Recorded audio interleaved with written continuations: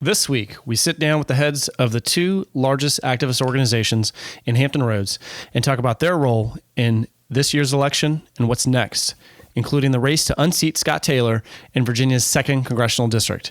This is the For Virginia podcast.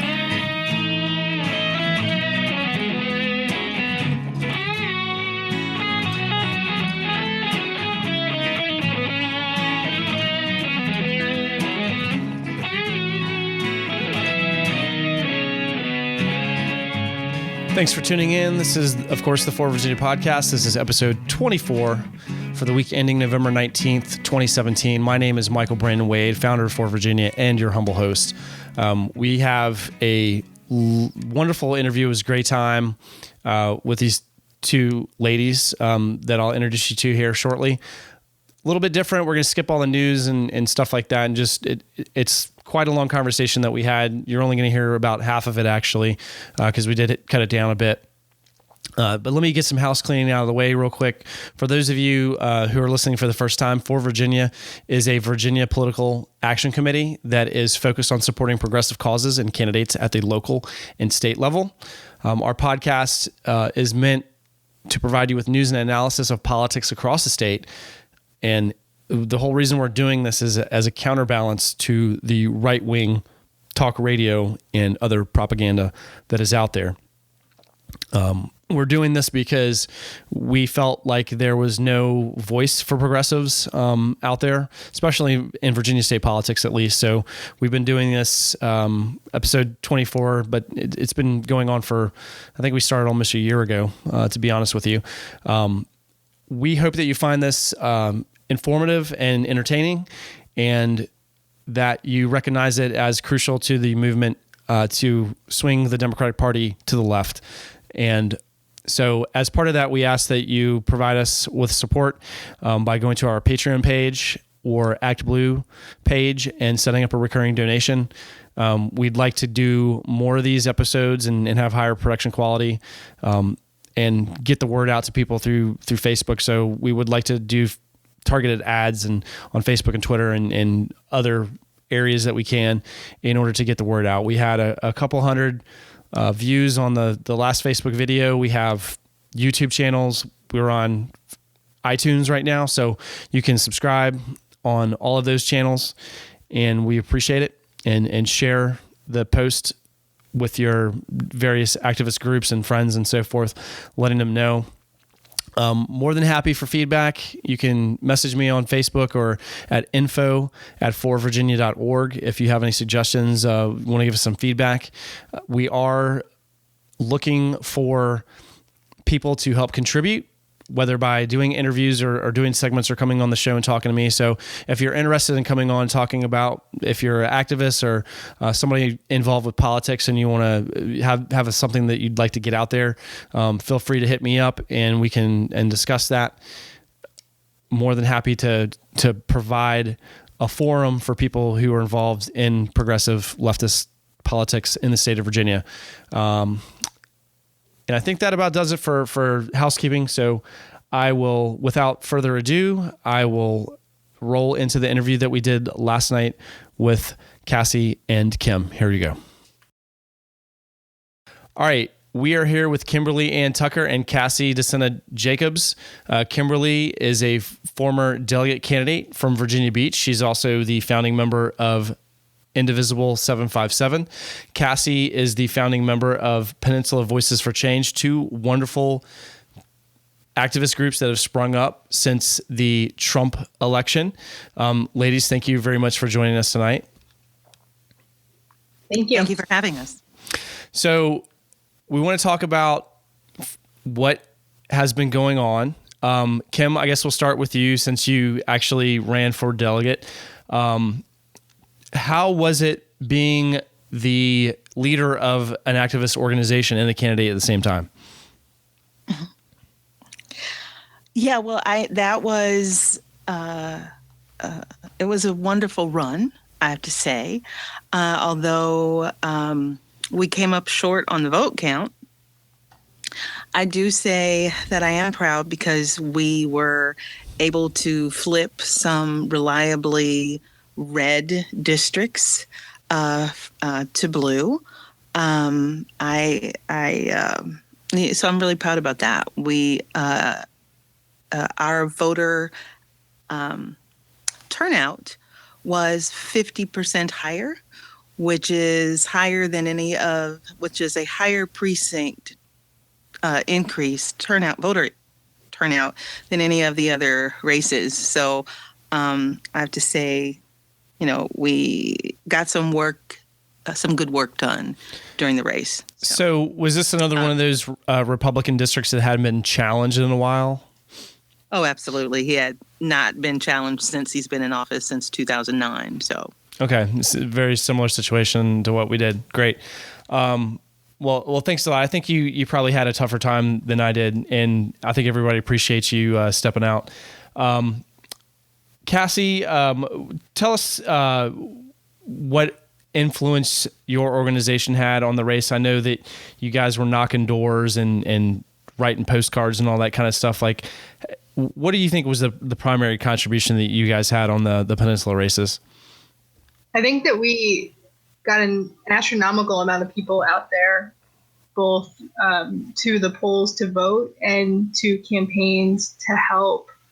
When asking, after the election to our membership directly, people didn't even realize it was an election year for some of them, and other ones they hadn't realized how they could get involved directly. So I think from, like you mentioned, canvassing and calling, working with like +3, for example, with Shelley Simon's campaign in the 94th, getting involved with the coordinated campaign as a whole, working, some of our members even hosted staffers, something that they never had the opportunity to do or thought that they could do. So PVC offered an opportunity just to get involved for people. Yeah. So you mentioned Shelley. I think the differential is like 10 votes now. Is that right? Mm-hmm. That's the latest. Yeah. 10 votes. So you guys were canvassing for Shelley, Mike Mullen, Kelly, myself.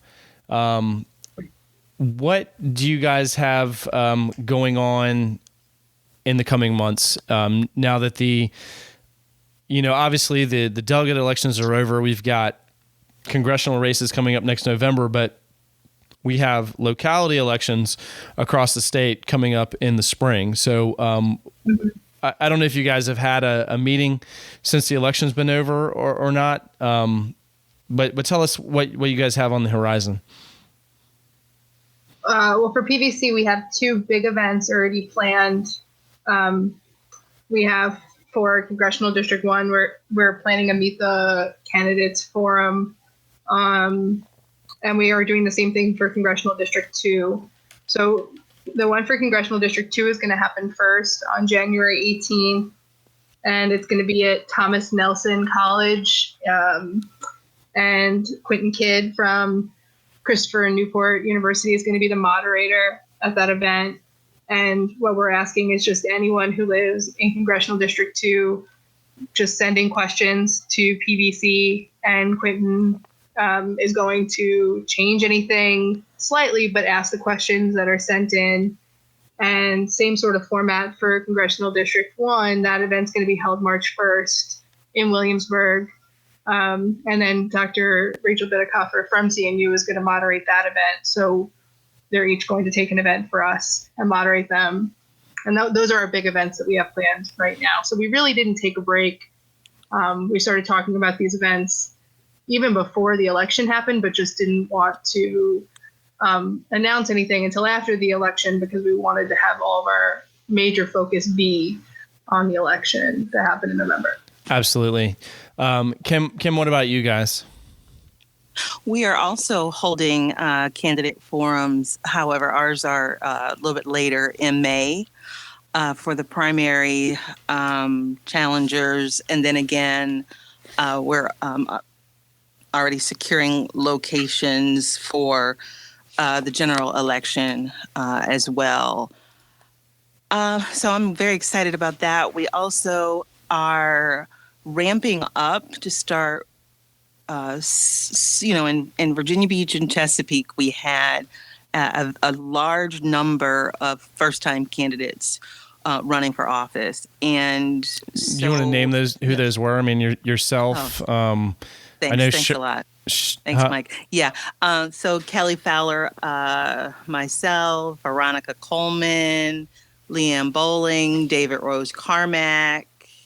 Yeah. I met Cheryl Turpin. Cheryl obviously ran against Rocky in the special election. What did she come up on the first one? She came short like 100 votes or something. Yeah, it was a very small margin. Yeah, I think the weather. I think it snowed that day or something, didn't it?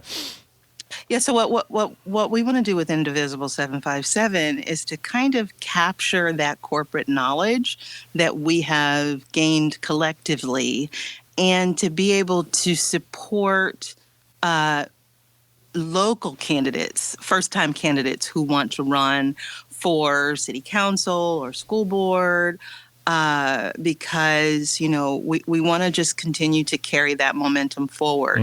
So we are in the process of organizing a political action committee so that we can hopefully be able to do some small fundraising. And if there's a candidate who wants to run for, let's say, school board, we'd like to be able to help them cover their filing fee, or maybe to get them van access, because those are the upfront things that candidates need that they often have difficulty covering. And so we want to also be able to kind of collect our corporate knowledge and be able to share that with candidates. We don't have much more experience, but we'd like to be able to do that. And of course, always focusing on resistance activity. We've got a sit-in coming up. Tell us more about that. The date's fluid right now. It's of course related to the tax or tax scam or plan, whatever you want to call it, and the health care, the way they've tried to tie in, the Republicans have tried to tie in the health care again. And so, of course, having just passed the House and now headed to the Senate for a vote sometime after Thanksgiving, we are planning a sit-in when it inevitably ends up back on the House side for reconciliation, depending on what happens in the Senate. We're going to be planning a sit-in. Do either of you guys have any plans around the 1-year anniversary of the Trump inauguration? I've seen some chatter. Just wondering if you guys have any plans around that.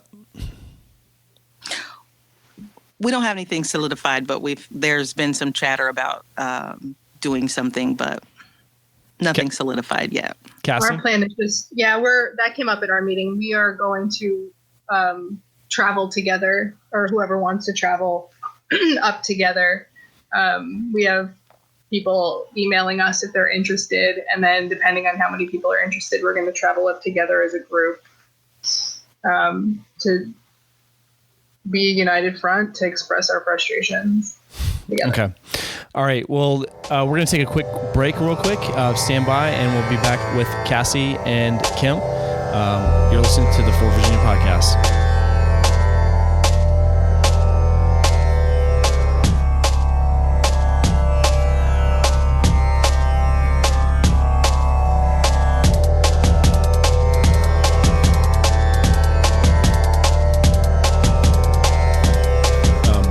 Back, you're listening to the For Virginia podcast. We have Cassie Jacobs and Kim Tucker, both activist leaders of two great organizations in the Hampton Roads area.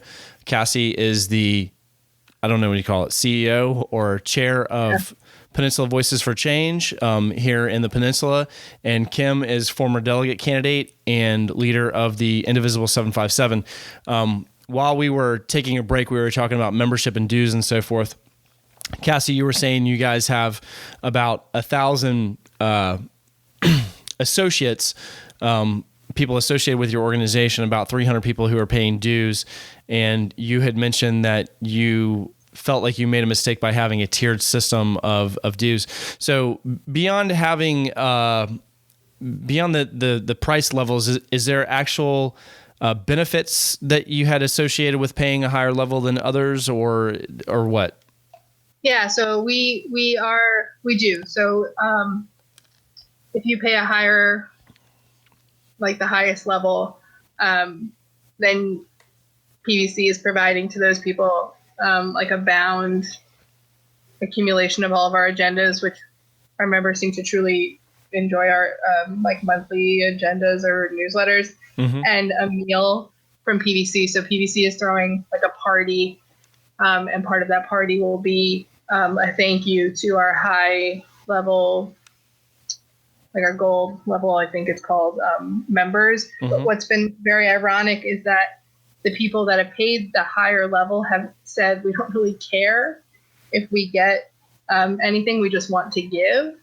And that's been a very interesting thing that we've heard. They just care more about contributing rather than actually receiving anything, not just from our higher level members, but from members in general. No, I understand that. I can say from my campaign, there are people who can contribute time, and there are people that can contribute money, and some of the people that can contribute the most money don't want to contribute the time. It's kind of like, they don't want to. So I understand that completely.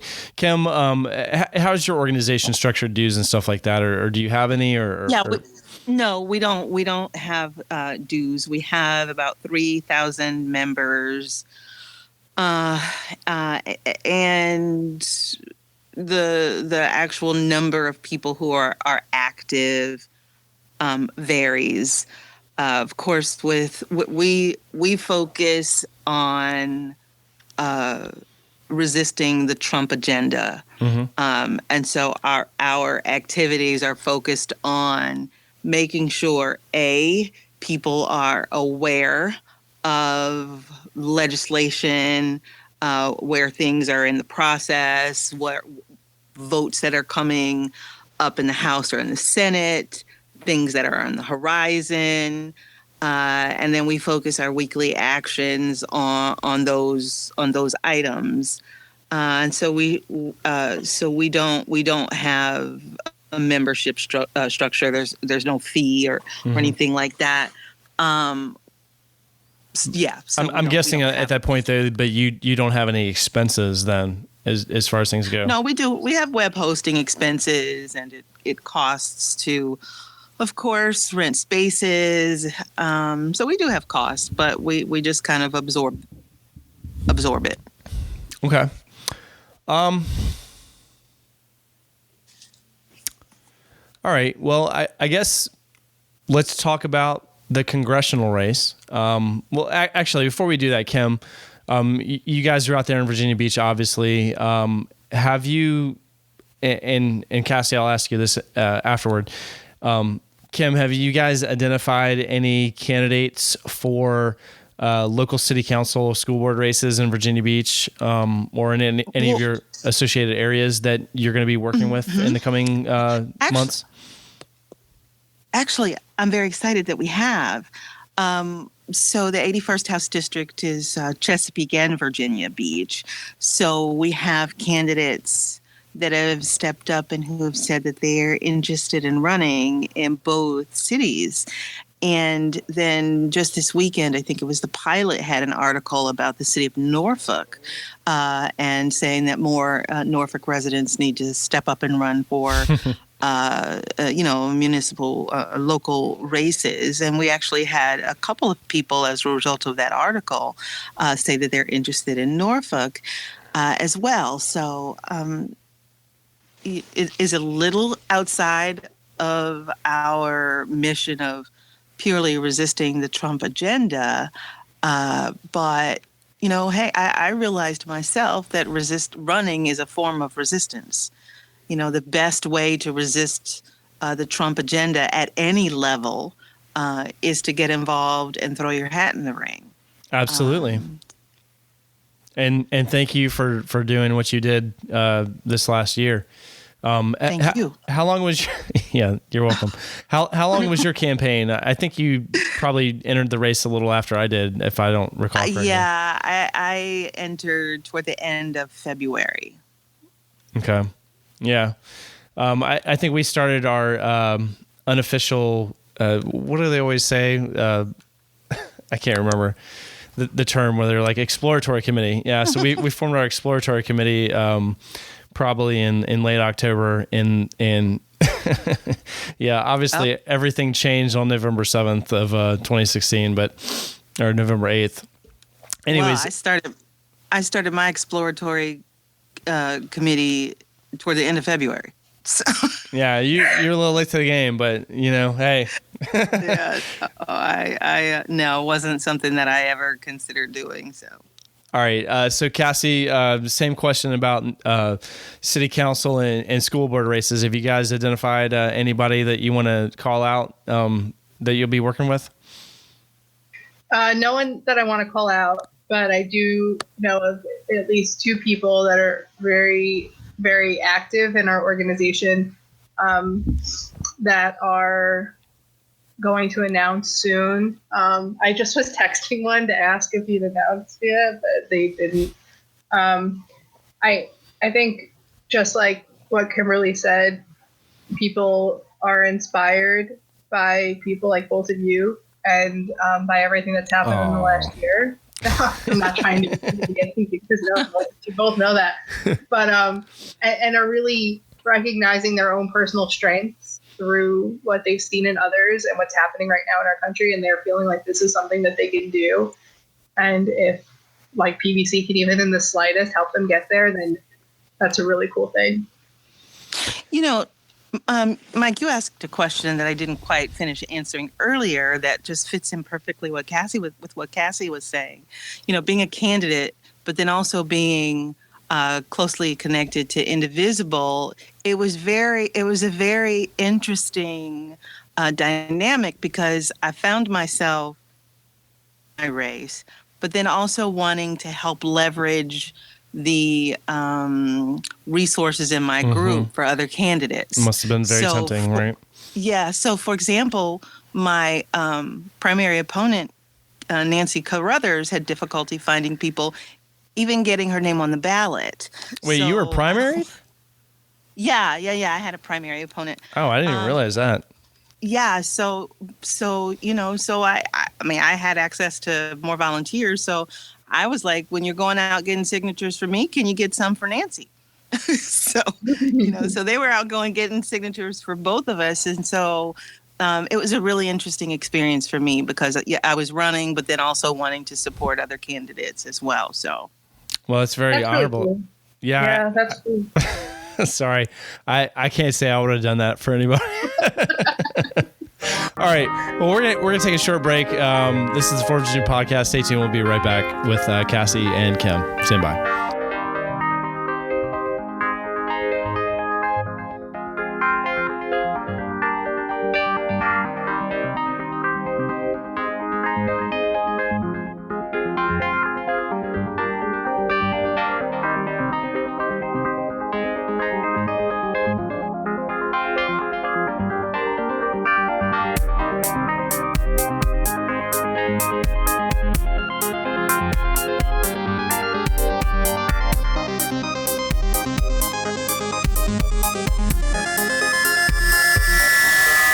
This is Lee Carter, candidate for the Virginia House of Delegates in the 50th District, and you're listening to the 4 Virginia podcast with Mike Wade.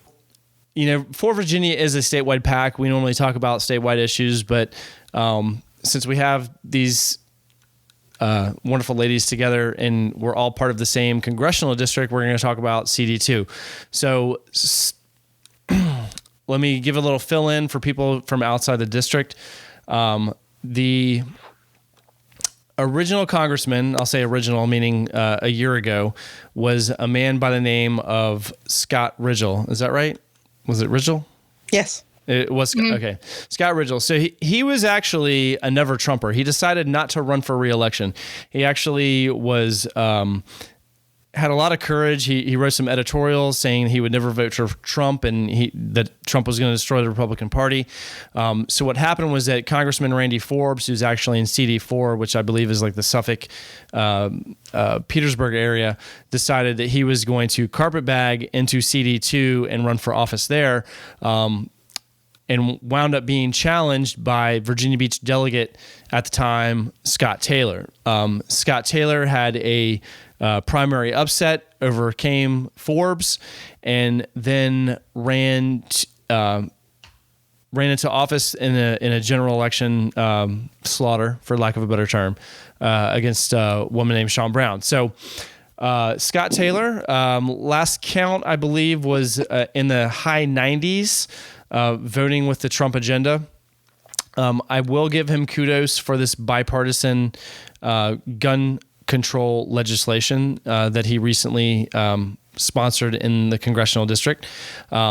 But anyways, the resistance is strong, and so we do have a lot of people standing up to run against Mr. Taylor this coming fall, including former James City County Board of Supervisors chair and staunch Trump supporter.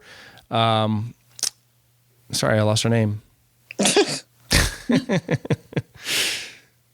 Mary Jones. Thank you. There it is. Yes. So Mary Jones will be here in Hampton on December 2nd at La Bodega. I encourage everyone to go down and see her.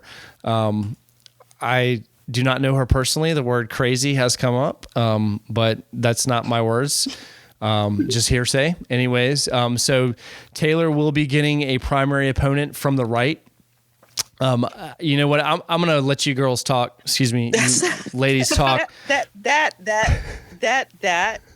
to say that there's a primary opponent to the right of Scott Taylor, who is already well in the 90s with his voting record with Trump. This is going to be an exciting race because to see right of Scott Taylor, that's got to be like almost left. Well, you know, they say that the left wing and the right wing are two wings of the same bird, Kim, right?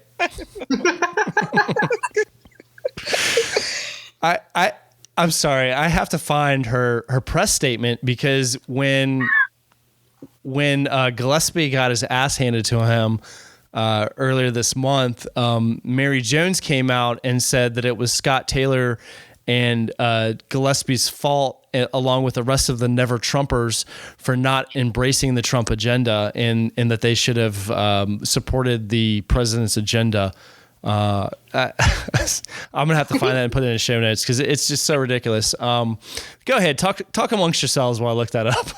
I think it's going to be an exciting race because people that are running in this race have been interested in running in this race for a long time, and at least have been reaching out to us for a while now, trying to kind of put their name out there and put out there what their beliefs are and what they're running, what their platform is that they're running on. And well, this isn't directly dedicated to like Scott Taylor. What's interesting for us is just how powerful the connection is to the grassroots movement. And I don't know, Kim, if you're seeing that on your end, but I know that we really feel connected in this race because we feel like people are realizing how important grassroots is. And that's really great because we are. Are you guys seeing the same thing? Oh, absolutely. You know, I know that Scott Taylor, and you know this, that he already knew the power of the grassroots because of the turnout at his town halls. His supporters were almost invisible because he was so outnumbered. They were so outnumbered. So this race is going to be particularly interesting, particularly after, the last election on November 7th. That's when we started to see Scott Taylor back away from Trump a little bit. And I'd like to think that has something to do with the grassroots organizations putting pressure on him and then delivering on election day. So this coming race, the congressional race is going to be quite interesting. Absolutely. And just a little background for our listeners. So Kim, maybe you guys can fill me in. what the date was, but I remember it was after the first healthcare vote, and Scott did a series of like 3 town halls. I think one was the Eastern Shore, one was in York County where I was at, and then there was another one in Virginia Beach, I think in the Kempsville area. So like 3 town halls in 3 days. Kim, I know you followed him to all 3, and all I remember is that you guys had like the red and green sheets of paper, and everybody was like holding up, and just it was amazing. I couldn't even get into the one at York High School, guys. You guys could get in? I could not get in at the one at York High School. Yeah, I got there early, I think. Yeah. And it was funny because that paper was expensive. You know what? I got my paycheck. That was an awesome idea, though, because I remember when I was going to the school board meeting in for the renaming of Lee and Jackson High School, or the schools. I told my wife I'm going to stop by Michael's Arts and Crafts. I'm going to buy a pack of 100 like postcards, like red and green, and hand them out to people so they can like pass, hold them up. Never did anyways, but I did find the Pilot Online news article about Miss Jones.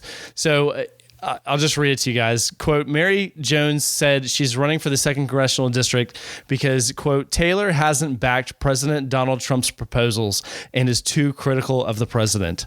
Quote, I cannot sit back any longer and watch our president acting with urgency despite the lack of support in Congress.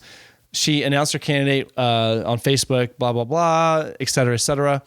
She said, Trump is, quote, truly serving the citizens of our country and their best interests.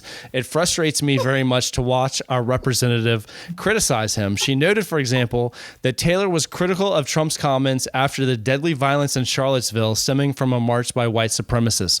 Trump, quote, handled Charlottesville very appropriately. Our current representative characterized him as displaying a complete lack of leadership, which I disagree with. So where is she from? Prince William County, James City County. So that's outside of Williamsburg, I think.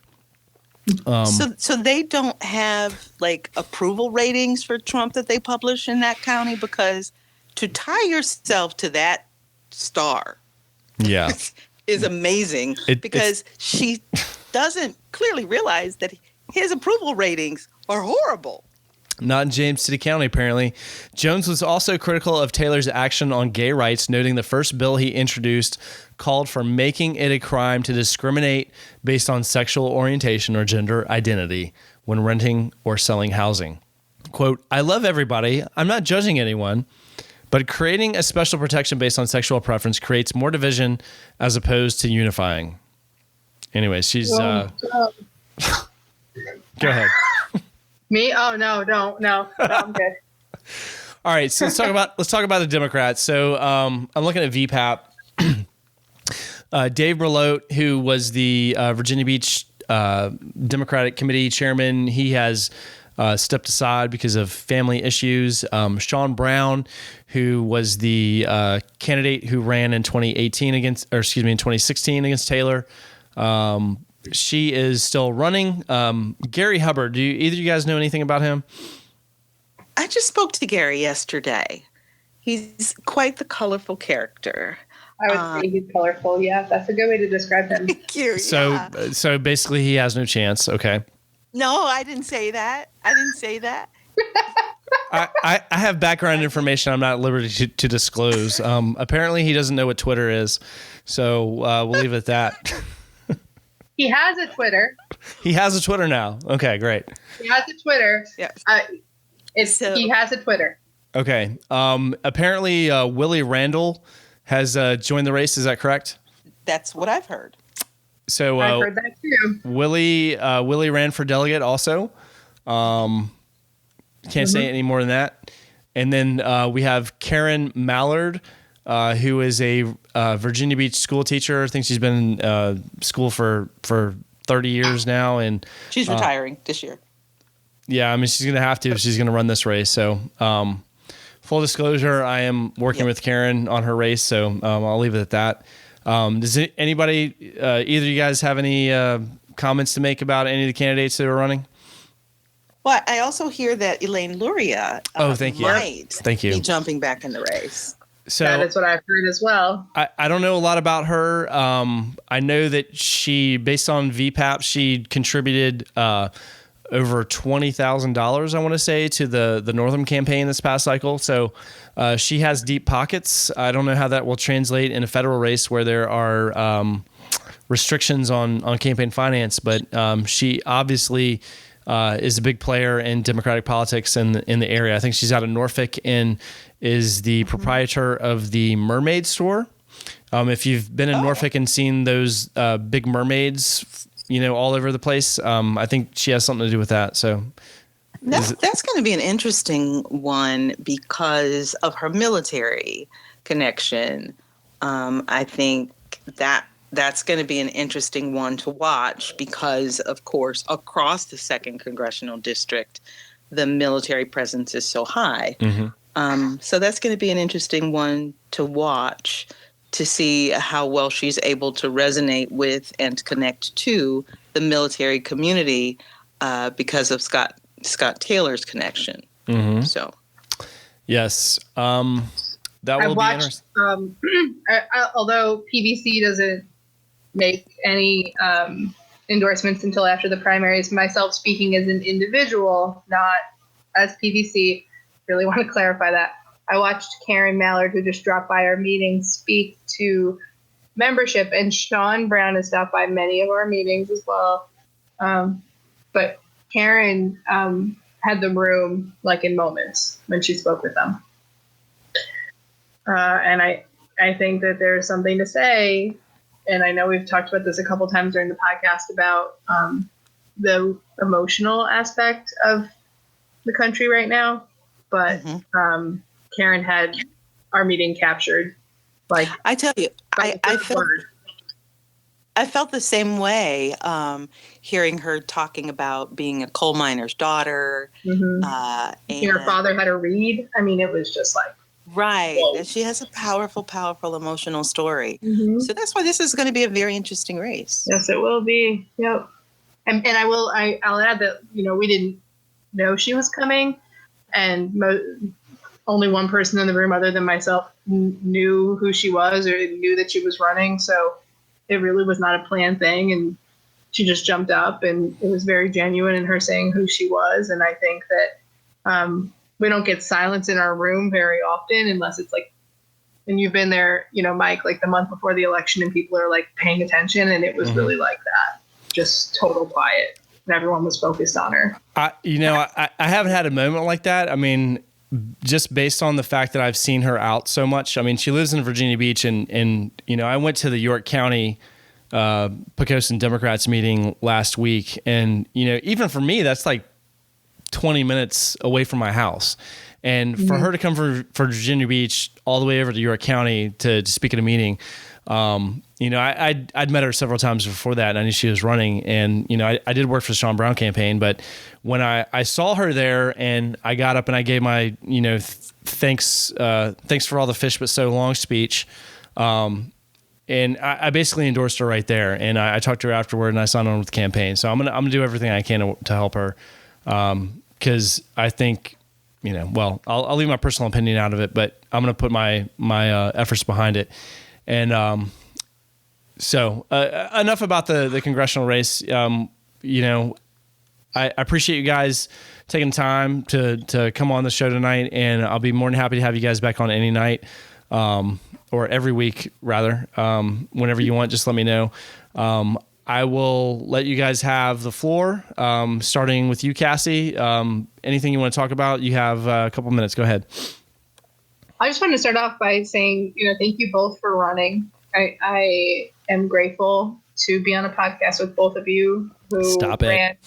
Who ran campaigns. I think that that's totally different from what I'm doing. But Peninsula Voices for Change, PVC, is a 501c4, and the reason why we became a 501c4 is because we wanted to be able to be a nonprofit that could work to make Virginia more progressive. And I think what we're trying to figure out now in 2018 is, what does that mean?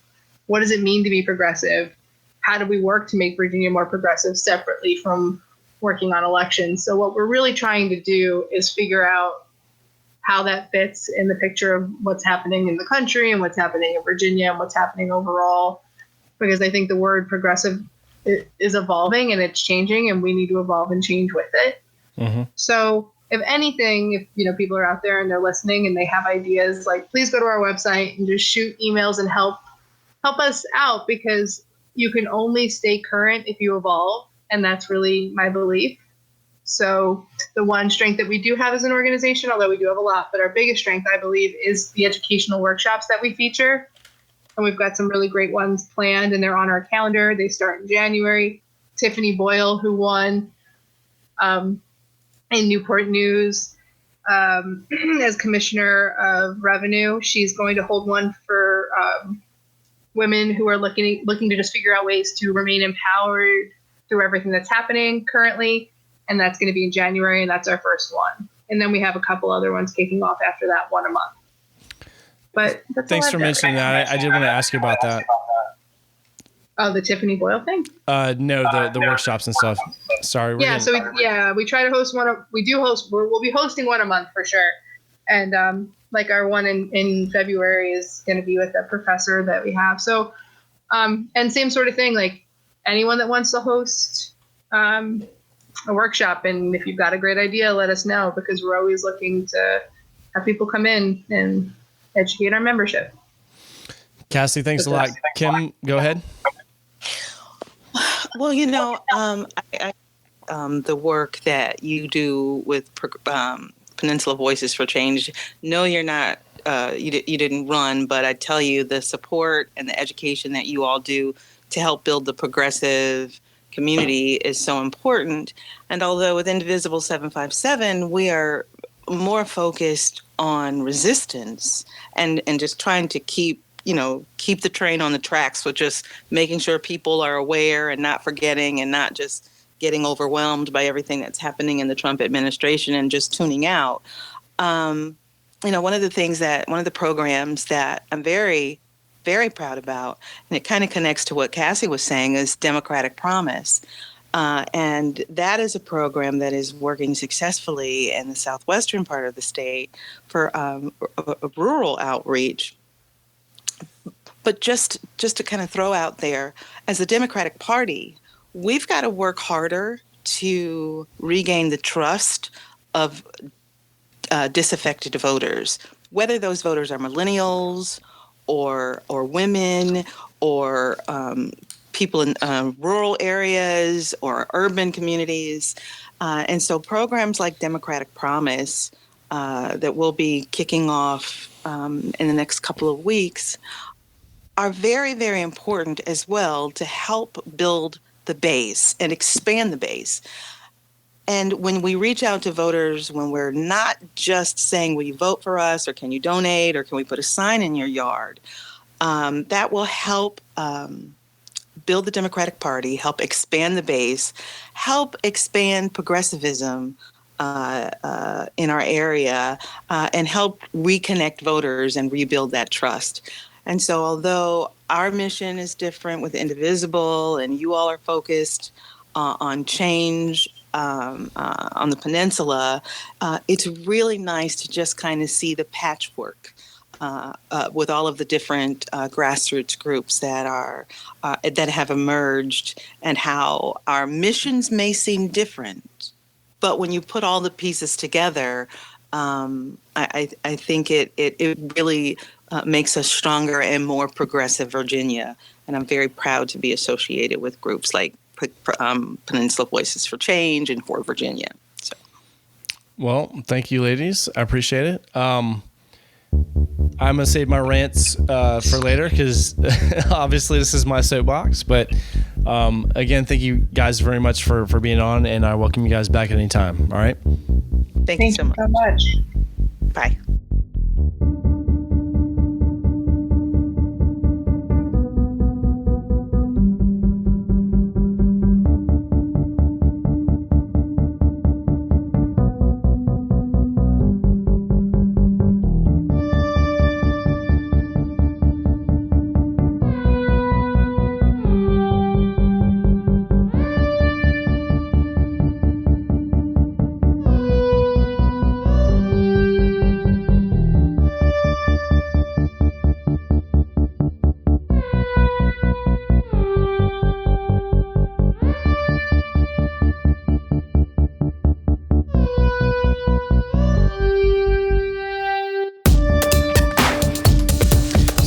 that's all we got for this week. I hope you enjoyed that interview as much as I did doing it. That was it was a great time we had last night with those two.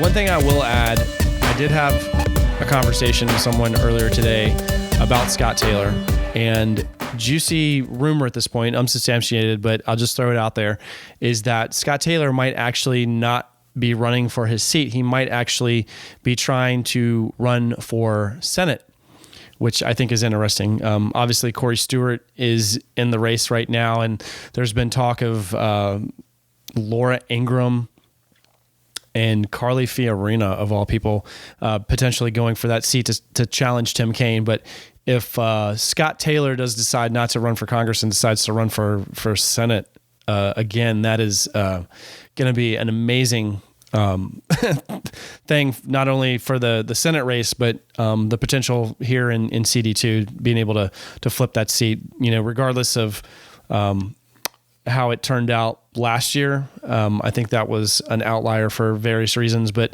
I think CD2 is actually a very competitive district, and we might see it soon return to Democratic hands, depending on how things go.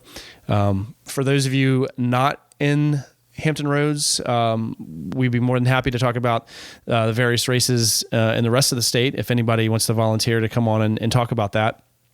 I know Dave Bratt is up, as well as Barbara Comstock. And I think I heard grumblings of people talking about Linda Perriello, Tom Perriello's mom, potentially running in CD5. So that'll be interesting to see how that plays out. And a couple other interesting characters who might be running for Dave Goodlatte's seat. So we will keep you guys posted on that as things develop. Again, if you are interested in coming on the show and being a guest, please reach out to me on Facebook at Michael Brandon Wade through the For Virginia Facebook page, or at info@forvirginia.org. Also, throw out the phone number. It's 757-653-5261. So you can call in and speak to me if you would like to be a guest on a future episode. Anyways, that's it for this week. We'll continue working hard to bring you the news, information, and analysis to help keep the progressive revolution moving forward in Virginia through 2018 and beyond. My name is Michael Brandon Wade. Thank you, and we'll see you next week.